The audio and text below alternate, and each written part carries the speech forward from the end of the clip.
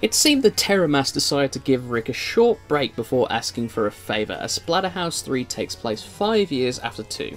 Rick and Jennifer are now married and they even have a kid, but obviously things don't stay happy as Jennifer and your son are kidnapped by monsters, and Rick must don the Terror Mask one last time to save them.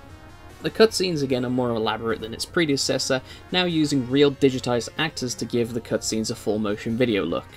Splatterhouse 3 marked a big change in the series. From a game franchise that was known as an arcadey platformer puncher, we now have a full-blown beat-em-up. Shockingly, you can now move all around the screen just like normal beat-em-ups, but unlike normal beat-em-ups, it's a pseudo choose-your-own-adventure, as there are multiple paths that you can take to get through the mansion and find the boss. You can press the pause button when you're in a room without enemies to check the map. You may think that taking the most direct path is the best route, but that is not always the case. There are secret paths and routes in the mansion, and they can lead you to extra lives, weapons, and shortcuts to the boss. As you explore the level, you will sometimes get interrupted with a cutscene detailing a horrible event that may befall your loved ones. Notice the timer at the top of the screen. It starts counting down when a level starts, but once it reaches 0, it's not game over, and you can keep playing like nothing happened. So what's the point of the timer? Well, if you fail to beat the boss before the time limit runs out, then something bad happens. For instance, if you don't beat the first boss before the time limit runs out, your wife is eaten! And similar horrific events will happen if you fail to beat the other bosses in time.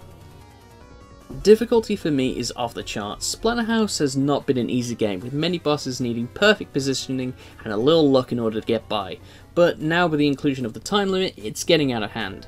First of all, there's navigating the mansion and finding the shortest route and where the weapons are, and this may take a few attempts on your first visit. And enemies also love to waste your time, from blocking to running around like they don't even want to fight. And taking a hit will not only drain your precious health, but will also knock Rick down, and it will take him a few seconds to get back up. Also, if you have any weapons when you get knocked down, a ghostie will come and steal it, and if you want it back, you have to go find the ghost room in that level, which is probably for the best considering on how overpowered the weapons are, especially against bosses. Let me talk about the health bar. Before we had hearts representing the amount of hits in a stage you could take, and that could be very tense, thinking, oh man, I can only get hit 3 times this whole stage. Now you have a full-fledged life bar, which you think would be better, but it's not. Now enemies can take whatever amount of health they feel like. Sometimes they can stun lock all your health away. And by the end of the game, it takes 2 hits to kill you. It may seem like a lot is against you in this game, and you're right, but Rick has a few more tricks up his non-existent sleeves. While he no longer can crouch or slide, he has a short punching combo and a jump attack. He also has gained the ability to grab enemies by walking up to them and can either throw them or rough them up a bit. And finally, there is one skill you must master, the spin kick. This move lasts a long time, makes you invulnerable, and hits all around you. But honestly, I found the move unreliable to use. Sometimes it would come out and other times it wouldn't. Lastly, you may have noticed another bar next to my health, the POW meter. You build this up by collecting power-ups throughout the stage, and at the push of a button you can transform into Super Rick. Now your attacks are more powerful, and you take reduced damage, and have an even trickier Guts Explosion attack. The form only lasts for that room, and if all enemies die you transform back regardless of how much power you have left. While you are only exploring the house in this game, the environments and room variety are enough to make the areas not look samey.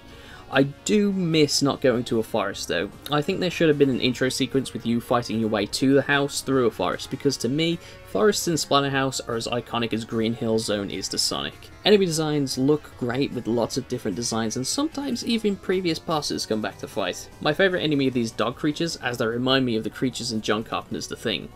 I have to specify that it's John Carpenter's version because most people's first console was a PlayStation 2. My least favourite are these fucking awful bag monsters because they can kill you in 2 hits at full health. They have great reach, have 2 forms, and they just don't feel like getting hit sometimes. The main highlight is the bosses, as each have a grotesque design. The main downfall is they all seem to be just a big baddie that you punch instead of something more original like in the prior games. Splatterhouse 3 was an okay send-off to the series. It ended Rick's contract with the Mast, and depending on if you beat the time limit, finally gave a happy ending. And credit to Namco for being more ambitious and making a more complex beat-em-up after 2 games of side-scrolling, but because of the sometimes unfair challenge the game presents, I prefer the earlier entries in the series, with 2 being my favourite. That's not to say that this game is bad, and it's still a blast to play, but you might want to try putting it on easy for your first time.